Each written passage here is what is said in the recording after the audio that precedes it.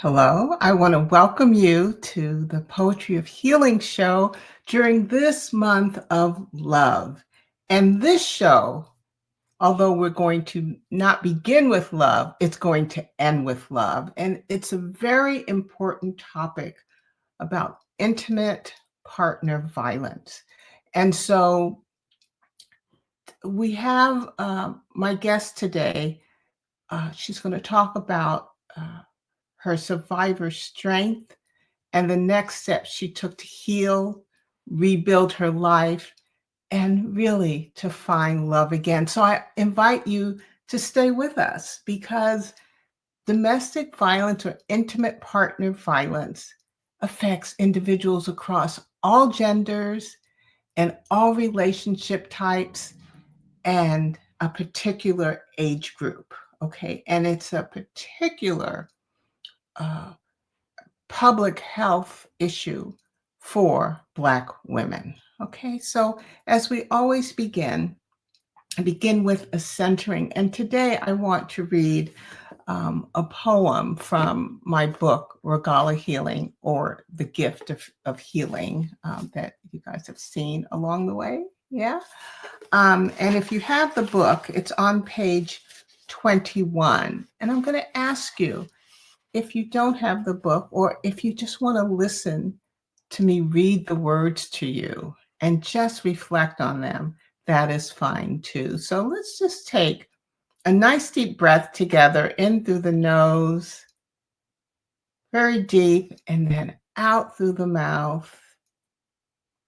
And then just gently lower your gaze or close your eyes and listen to these words I invite you to as we prepare for this time together. So the title of the poem is I Realize.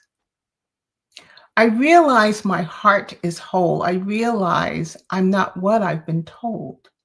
I realize love is the seat of my soul. I realize my story has to be told. I realize I make a difference. It is with this essence I continue my journey, loving myself into eternity. And so I just ask that you just take a nice deep breath again. And then as you exhale, just open your eyes, raise your head, and enter this session. So for those of you who have just joined us, this episode of the Poetry of Healing is all about surviving and being reborn after intimate partner violence. And so I'm going to give you a little background on intimate partner violence within the African American community. And so Black women experience the highest rates or higher rates of violence compared to white counterparts. And the rate is upwards of 30 to 50% higher than white non-Hispanics and Hispanics and Asian women. So when we think about age and the generational factors that affect or those who are affected by intimate partner violence, we find that Black women under 30 experience higher rates of abuse. And let's not forget men as well. Men in the United States, about 1 in 10 men, so it's a lower rate, but it's still important. 1 out of 10 men in the United States have experienced some type of physical violence or stalking. And so today I have a very, very special guest, and she is so brave, so courageous, and committed to sharing her story to inspire others. And it does end beautifully. So I just ask you to just stay with us. We are going to talk about things that may be disturbing to some of you who are viewing. And so I just want to give you that alert, but then I promise you it's going to end in a very loving way. So without further waiting, I'm going to bring in our guest. Let me bring in our guest. Okay, so you guys know I'm the producer and director and doing everything, but it's to have you here um, to welcome Kendra. Kendra, welcome, and you are so beautiful. Oops, we can't hear you.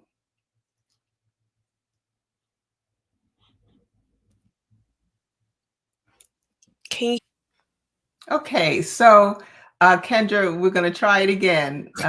Welcome, Kendra. thank you for welcoming me, Dr. Van. You look lovely as well. Oh, thank you. So, Kendra, I'm going to have you introduce yourself, but I just want to say to the audience, and I know you hear me say this a lot, that my guests are very special to me, and they are. And I think I don't plan it that way, but when I have conversations or I'm meeting people or um, we're just engaged somehow professionally or socially, the stories come up, and they tend to be from people who are so special to me.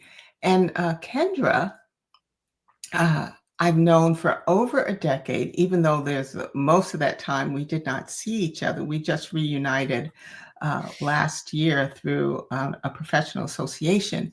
But she reminded me that over a decade ago, as her mentor, I supported her in her educational goals. And so I just want to say to you that I had no idea what life would bring to her since we last met, but I'm just so happy that you are here. So if you wouldn't mind introducing yourself, sharing whatever you feel is comfortable, either personally and professionally. And then I have a few questions to just get our conversation going. All right, that sounds good to me. Mhm. Again, my name is Kendra. One of the favorite facts I love to share with people about me is that one, I'm from New Orleans, so a lot of my family have moved out the state. I've been in California longer than I lived in New Orleans, Louisiana, but still go home and visit and cooking very well. Mhm. Um, Another important thing that I like to tell people about myself is that I'm a survivor.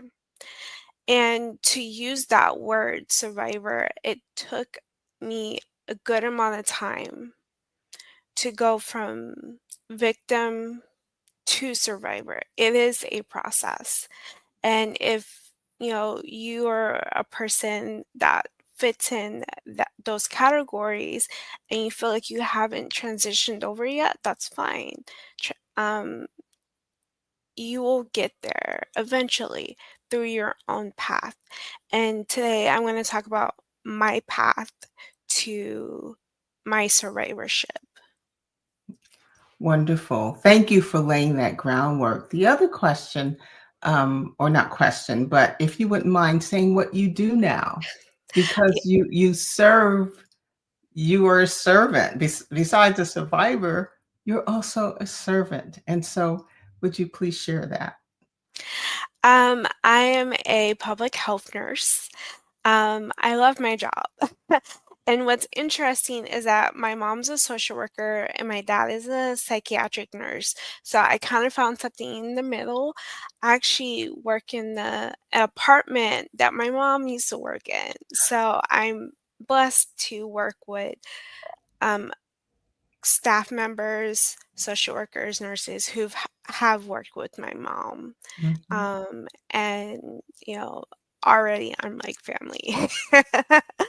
But yeah, I love to work in public health because I have such a passion for supporting um, mostly families of color who have like extreme difficulty navigating the world, especially the medical system.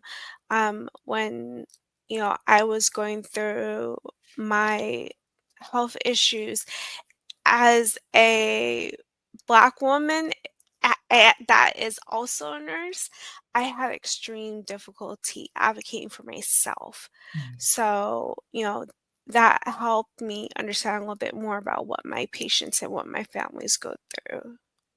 Well, I want you to say, I just want to share that Kendra advocates not only for the population she serves, but she advocates for anyone who she comes in contact with who has a need and who's expressed an invitation for her to help. So, would you just share the population that you serve? Um, I work with families that are in transition. They have an open case with Child Welfare Services, and they are in getting some type of treatment for a substance use disorder. Okay. And they also have a child age 0 to 5. Mhm. Um, I don't know about other cities, but in San Francisco, a lot of our treatment programs for substance use disorder, parents can have their children with them um, without the county having to step in and place that child with a resource family, also known as a foster parent. Um, Mhm. or, I've have a lot of families who have been through the child welfare system and have had children taken, and this is their first time parenting sober, and it's really an honor to be part of that process for them. Mhm. Mhm. So you're really embracing, you have, and I'll use the analogy, you're holding these women and their children in your hands and guiding them to a healthier lifestyle. So thank you, Kendra. So I'd like to transition to your story. Mhm. And I just want to say I'm handling it with much respect and sensitivity and delicacy. So if there's a question that I ask you just to get, move the story along and you rather not go there, it's okay because we're just having a conversation and whatever you share will inspire and empower those who hear your story. So I'm going to begin with um, what were some of the warning signs or red flags in your relationship that you now recognize as abusive? And you might give us a little context about how long you were married at the time when these warning signs began. Yeah. So, one warning sign which I didn't recognize is love bombing.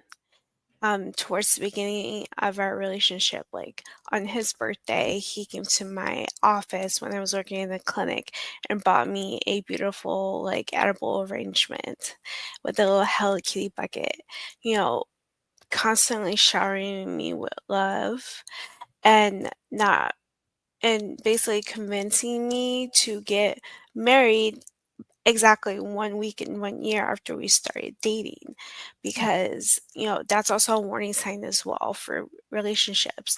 This person will try to, make them seem like they're the best person in the world, you're the only one for them, and they wanna get you married or trapped or pregnant quickly because, that follows their plan.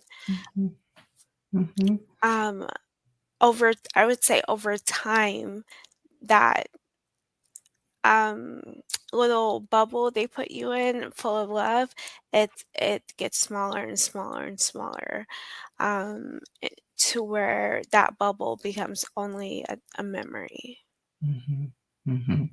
Was there any isolation during this time? That's typically one of the symptoms or signs. Mhm. Yes, there's isolation as well, not wanting me to hang out with friends or going to see my family because I would be like cheating. That's what I'm probably going to do. I'm probably going to do something to harm him instead of me just seeing my family. Mhm. Because, I was really, another thing was I was embarrassed to tell my family, you know, that I realize I'm being emotionally and financially abused. Um, so it was just really hard to admit that to myself, let alone someone else. Mhm.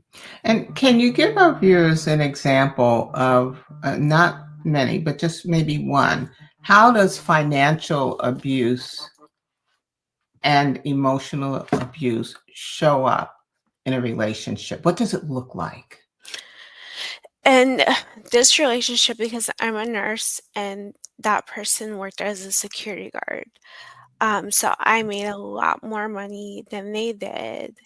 I remember one time I was on the like a three-way call with two of my best friends, and I mentioned something that what they take out of my check, one check for benefits, it's more than what he makes in a month. And he got extremely upset and defensive. And as part of that abuse, I paid for everything. I got guilted into, paying for rent, paying for his car insurance, paying all of our bills to where I would have to come to him to ask for money for gas Mm, or, tolls or things like that to where I would have, even though I have my own money, it's going to support him and his life. So he gets to do what he wants with his money. And then he would, say towards the end of the relationship when I would ask for money, if he gave it to me, he would say something like, "Oh, I own you now." mm, okay. All right. Um, okay.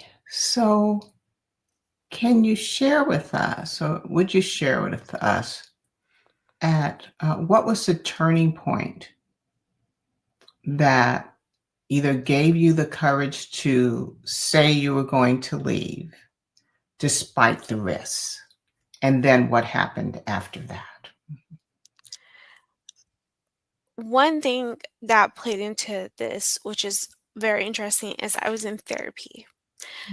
Because my former partner was making me think and believe that I was the problem in the relationship, that I was paranoid, that, I was depressed and saying, everything was my fault.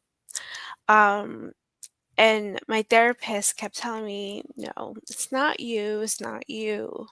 From what you tell me, it seems like it's, she approached it in a very delicate manner. Mhm. Um, sorry. It's okay. It's okay. I have cats, so you may be hearing meowing and barking. It's all good. Um, he, I'm sorry, I lost my train of thought. What Uh, was it, the question? the question is, what gave you the courage to say that you were going to leave, even though you knew there were risks? Mhm. Um, I found out that he was seeing another woman for almost 2 years, and at that time, we were married about not even 4.5 years. We were married. Um, so, you know, I actually met up with that person, um, at Starbucks. We agreed not to let him know that we know. And she's a very kind human being because I let her know this is not her fault. I just have questions. And when speaking to her, so much made sense. The lies he would tell me that I couldn't figure out, me thinking I'm paranoid, it wasn't me, it was him. And him, you know, having an affair on the side. After speaking to her, I had this like epiphany moment And I remember she was sitting there like, "How are you so calm?" Like, she's like, "I'm livid. I couldn't sleep last night. I was so upset." And I said, "You have no idea what this man has put me through. It makes sense." Mhm. And I feel more at peace, more calm. And I was just done. So I went home, let him know that I knew. And I remember he said to me, "Well, I know that it's going to take you a long time to trust me again." And I said, "No, because we're done." I was like, "I can't do this right now." Um, at that point, my mental health was in such a state that doing, um, I wasn't doing well at work, and my supervisor took notice, and she, said, "Go take a vacation." And I'm like, "I can't afford a vacation because all my money is going to my husband." And, uh, you know, everything around me, like, I wasn't having fun. I wasn't doing things that I used to. I felt like I was falling apart, again. And once I had that epiphany moment, I was like, "Okay, I can do this." But I did not take it into account that when you leave a violent partner, that is the most dangerous time, Mhm. for a victim or survivor. So, Um, Kendra, I'm going to just drop in here and what? just reset and let the viewers know who have just joined us in as Kendra is sharing her story, that this program is about intimate partner violence, yet it ends with love. Right now, Kendra has been sharing with us the story and the part where she got the courage to make the decision to leave. So now we're going to go forward with the story as it progresses towards how she actually left. Okay, Kendra. Mhm. My former husband and I do want to make a comment that I say former husband because we got an annulment. So I don't say ex, or I don't like use that. It's former. Mhm. um, I um we were living in my mom's home. And I told my mom it's up to her if she wants him to stay there because it's her home. I can't make that decision for her. She allowed to let him sleep on the couch until he can find somewhere else to go. So I said, okay. Um, so all of this happened on a Wednesday. By Friday, I already had an apartment lined up for myself. Because I went out apartment shopping after work one day, found a beautiful place. So I was gonna be able to move in a couple weeks. Because who knows how long he's gonna be there, and if she's gonna let him stay, he can stay, but I'm leaving. Um, exactly 1 week later, um, he called me on the phone, and he was like upset, saying that I never loved him, I never cared about him. And I was like, "Oh goodness, he might be drunk. He's like he's gonna like mess with my mom. My mom's gonna call me and say, 'Can you come home and tell him to calm down?'" So I went straight home, um, and I realized he was still in his car in the driveway. I parked behind his car, which is what I usually do. He got out of his car and got into my car. Um, and we argued. He wanted me to take him back. Um, and I stood my ground because that epiphany really hit me hard. I stood my ground and I said, "No, I can't. If you want to talk about this maybe in 6 months, but not right now. I can't do it right now. He ended up getting out my car, go to his car to grab his backpack. And that's when he pulled out his gun and kept trying to put it in his mouth because I wouldn't take him back. And so this was another manipulation tactic um, that manufacturer tried to get me to stay. Because I would say about 6 months before this, I asked him if he wanted to leave because it didn't seem like he loved me anymore. And at that time, he said, "No, no, I love you." And he was sweet and kind for a little bit and then reverted back to his old behaviors. Um, because of the gun, I was scared. So I jumped out of my car. I think I only had my phone in my hand. I left my keys, my purse, everything to go knock on the front door. I called 911 on the way, let them know that, you know, my husband is threatening to harm himself.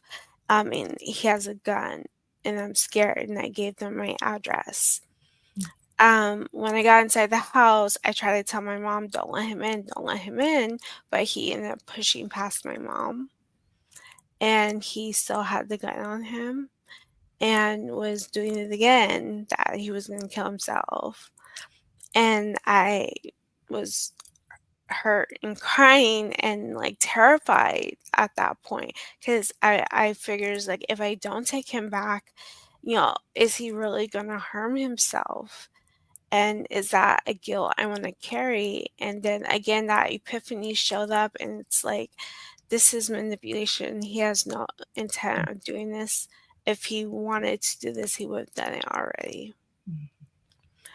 Um, at a certain point, my mom realized there was cops outside, but we didn't have a front light at that time, so I guess they were looking for the address. My mom went outside. She didn't come back in. They would not allow her to come back in. Because I had called 911 and he had me hang up, they kept calling me back over and over to where he said, "Pick up the phone, tell them to go away." So I tried to tell her, everything's okay. I don't want you guys outside anymore. But I was crying. But the good thing is she was asking me questions and I was trying to answer them in a way that didn't alert him. Like she was asking, is the gun is still there? How many guns are there?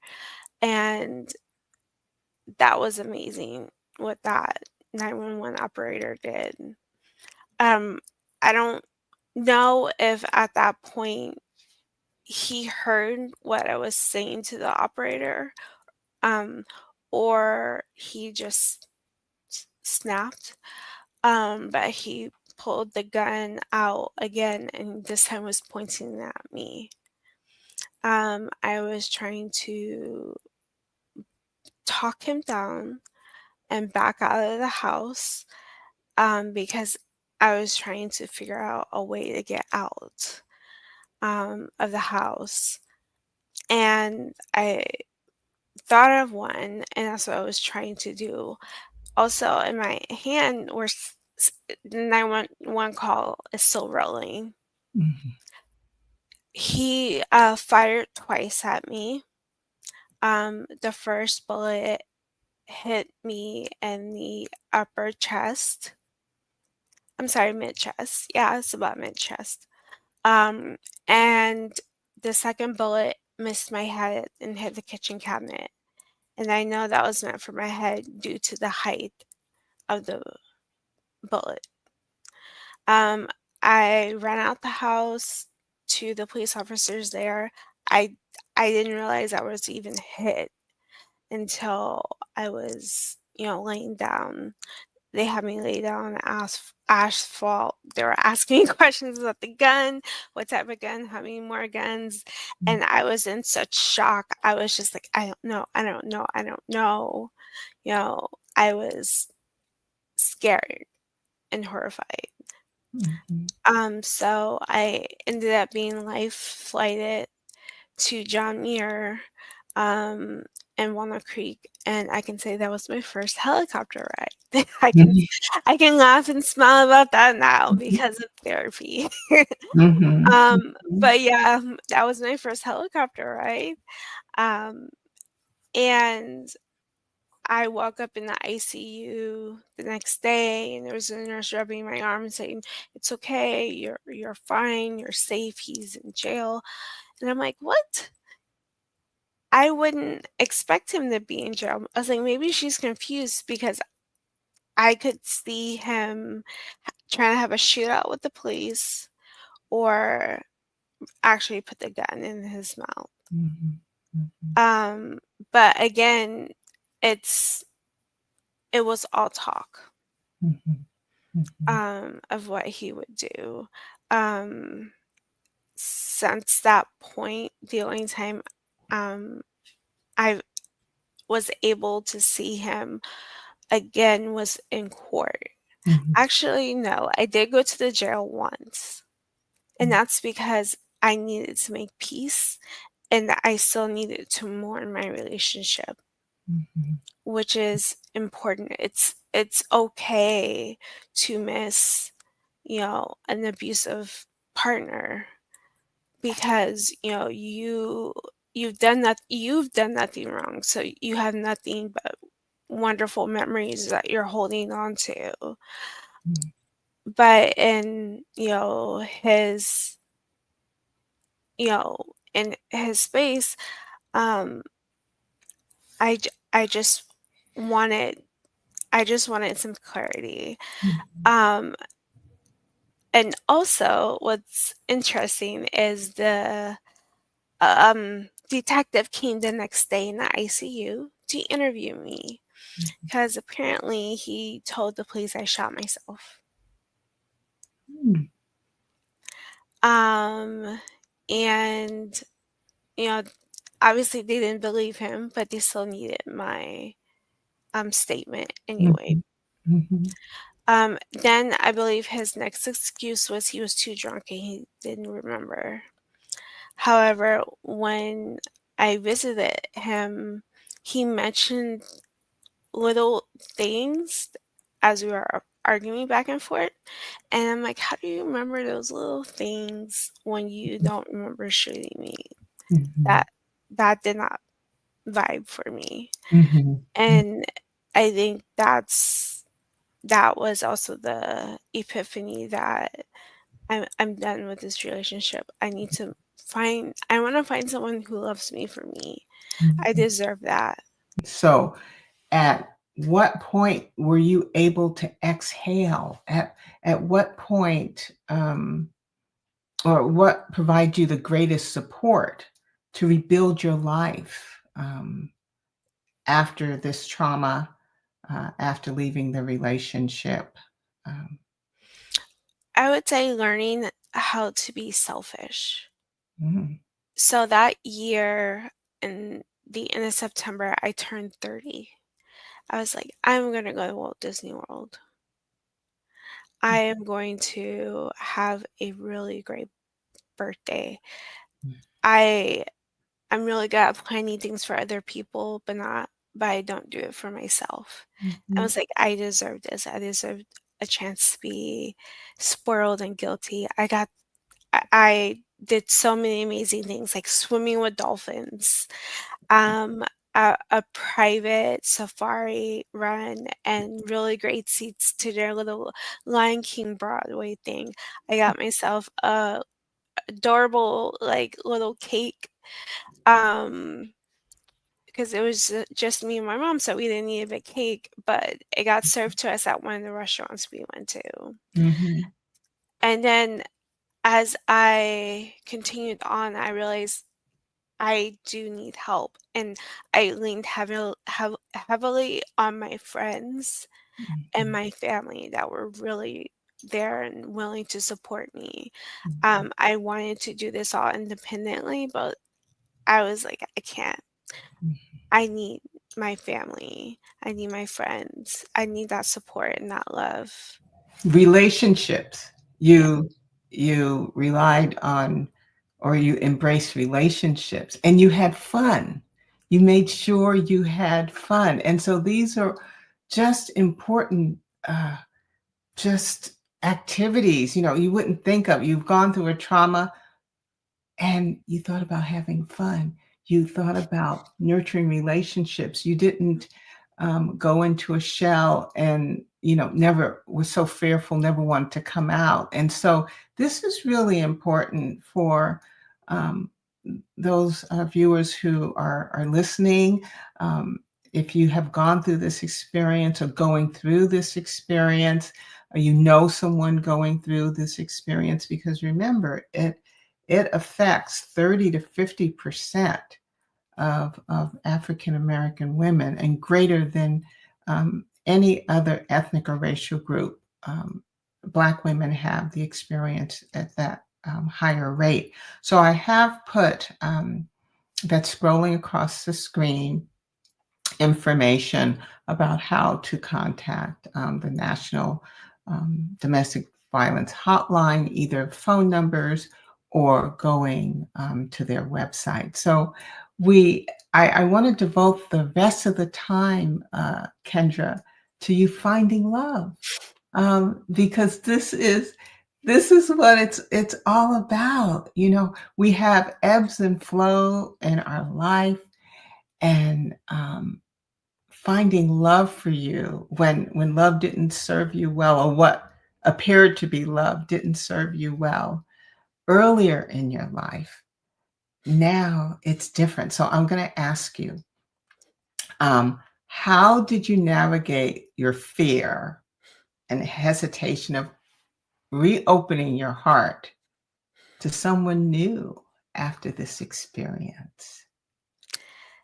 I would say that was a little bit more difficult than the hospital stays Mhm, because you are with a person who now has your best intentions in mind. I'm mhm, so used to another person making all the decisions for me, and my new partner is like, no, I want your opinion. mhm, What do you want to do? What do you want to eat? And figuring out like how to have a normal relationship after DV. And it just took a lot of time and effort. And I'm blessed that I have someone who was able to work through a lot of those things with me, mhm, instead of um, having to, you know, take him to therapy with me or give him books or anything. And he was just very patient and also understanding a lot more about my anxiety, my depression, and sometimes I'm anxious just because I'm anxious. mhm, Um, One of the really great things about this relationship, I love telling this story. He loves Batman. I mean, that's his thing, Batman. So when the new Batman movie came out, um, of course, we went to like a midnight showing. I dressed up a little bit like Catwoman. I can um, see you. so, I mean, it was really great. But then Mhm, towards the end of the movie, there's this scene where well, I already got triggered a little bit before that because um, how these characters were like thinking of like a conspiracy and trying to arm themselves and being a militia. That reminded me of my ex and his mindset. mhm, Then a character got shot, and they got shot near where I did, and I had a full-on anxiety attack mhm. In um the theater? in the theater. Mhm, So I got went to the bathroom, my boyfriend asked me if I was okay, and I told him no. Um, and when the credits were done, he asked me what happened, and I explained. And so he held my hand and said, "We're gonna stay here until you feel like you're safe, that you're comfortable, that you are okay. You can hold my hand, you can squeeze my hand, you're not gonna hurt me." And I was like, that this is the love I deserve. Well, I haven't met him yet. I can't wait to meet him, but I experienced that love he has for you because um, when I asked you to come and tell the story on the show, he was so supportive of you. And so I would like you, before I ask you the other question about the love, I would like you to share with the viewers the benefit of telling this story because there may be someone out there saying, how could Dr. Van ask her to relive this? But would you please share the benefit of retelling traumatic stories and the fact that you still have a reminder, that you always have a reminder in your body of this traumatic event? Yes, I do have the bullet is still in me.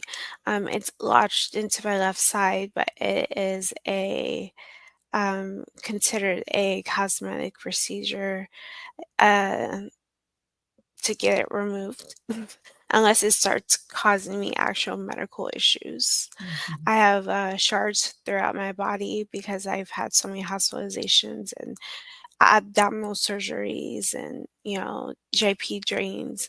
I now have chronic pain in my abdomen. mhm. And I tell this story not to like trauma dump on someone, but to raise awareness about IPV. Not because you never know who you're, telling the story to. Let me just share. IPV is intimate partner violence. So it's referred, that's the acronym for it. Go ahead, Kendra. No, no problem. Mm-hmm. Um, and it's like I said, you never know who you're talking to. I've gone to the ED and they asked me those questions like, do you feel safe at home? I'm just one time I went, I was in a lot of pain, but I was feeling a certain way. Um, when the nurse was reading off the list of questions, one of them was, have you ever not felt safe at home? I said, yes. And the nurse was just like, okay, like when and why? I was like, well, I left my husband and he shot me. And the nurse turned around and looked at me and was like, what? I was like, yeah, it's in my chart. Mm-hmm. And I, telling that to that person is important because the way that they were asking me these questions, it seems like, why would I tell you that I'm in this situation when you don't even care to have any, passionate around asking me these Mm-hmm. questions. Mm-hmm. You don't make me feel safe. Mm-hmm. Mm-hmm. Mm-hmm. Um, I want to volunteer for the local DV chapter in the county I live because they also really helped me a lot um, Mm-hmm. when I was going through my situation. Mm-hmm. Um, Mm-hmm. I I mean, the story is trauma filled, things like that, but there is resilience. Mm-hmm. There's hope. Mm-hmm. Um, this is a story about my recovery and my strength, that all those things are attainable to anyone with the right support. Um, Even if you don't have the right support, I want to help you find support, whether Mm-hmm. it's through the domestic violence hotline, depending on what county you live in. Um, it's a public health. IPV is a huge public health issue, Mm-hmm. and what needs to go along with that is it's not enough to take the history of this person that has CB. It's Mhm, to show them and let them know that you can heal from this. mhm, mhm. So, what advice would you give to others who are healing from abuse and wondering what or if they'll ever be ready to love again? I would say, um, because you have to realize that each situation is unique. Sometimes they may seem like the exact same story, but it's still unique to that person. Mhm, And I think we don't talk enough about or normalize enough of how to survive after a domestic violence situation. It's we can give you resources because it happened, but how do you keep living your life? Um, and again, I'm lucky to have a partner who is able to, really help support me through that journey. But other people don't have that. And I really want to work towards, having whether I have to write my own book on, how to live a normal life yes. after domestic violence, because something as simple as being intimate can be, elicit a PTSD response. Mhm, mhm. So, can you or would you share what happened? Was it on Christmas Eve or New Year's Eve? What happened? So I've been with my current partner about 4 years, and uh 4 or 5 years. And on Christmas Eve, my partner proposed to me. Um, I was I was shocked, to say the least. I was really shocked. Um, and this person is also the only person I've ever been with to where I'm like, I actually want to have kids. I want to Mhm, build a family. I don't know if medically I can have kids that in a safe manner.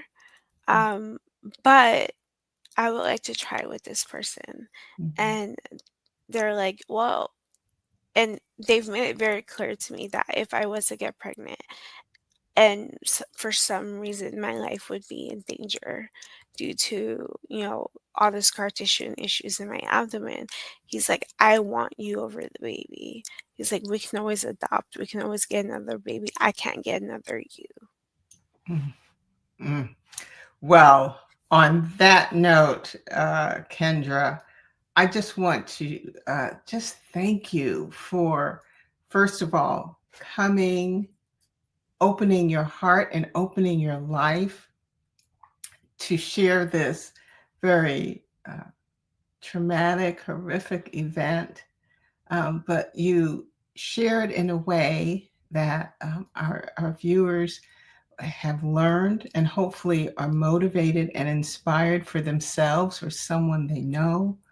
And I just wish you and your fiance, he's your fiance now, no longer boyfriend, just wish you all the blessings that there are to have as you go forward and further building your relationship and your wedding dress. Thank you. I feel so honored that you showed me your wedding dress.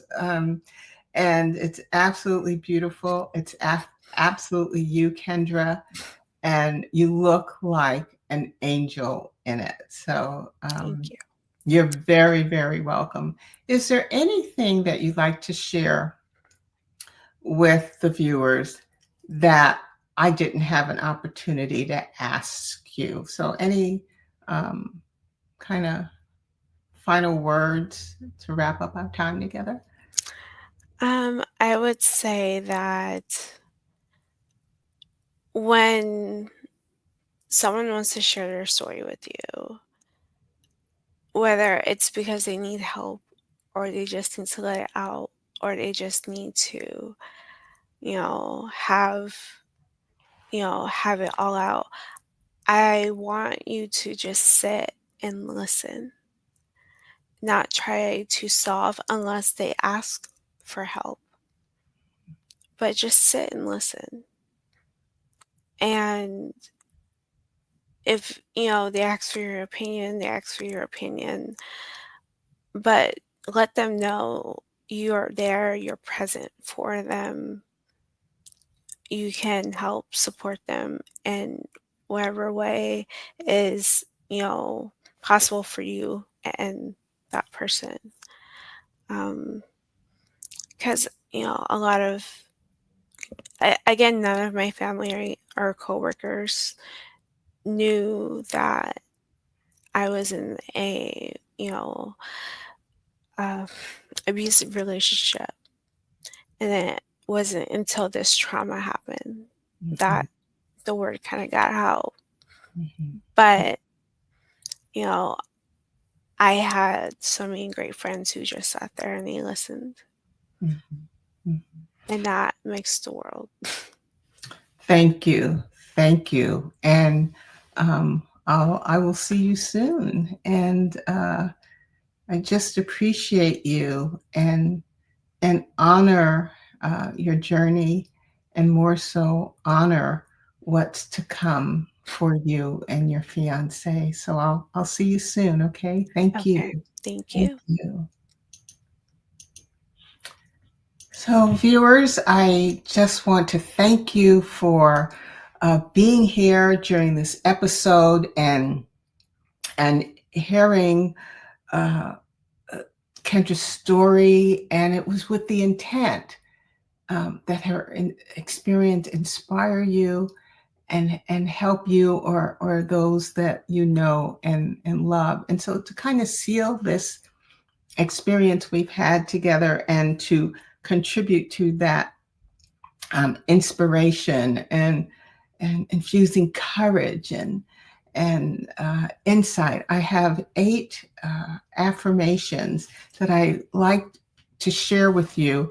I will say them, and if you can repeat them, and when you repeat them, if you can just even embrace them, treat them like they already exist, that'll be wonderful. So if you just take a nice deep breath, and you can lower your gaze or close your eyes, because by doing that, you kind of protect yourself from what's going on around you, and just can focus internally and absorb these words. So there are 8. And the first is, I have inner peace.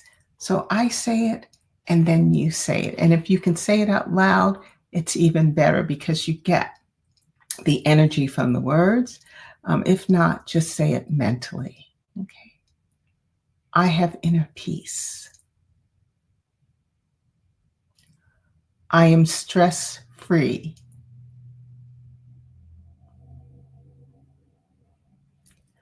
I am full of joy.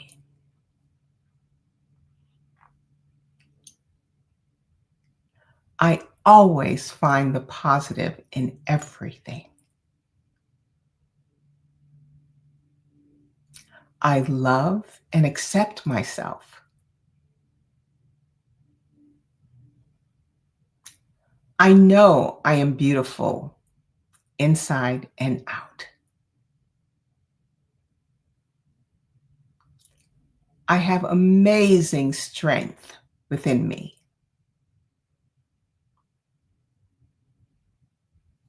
And to close this, I am enough.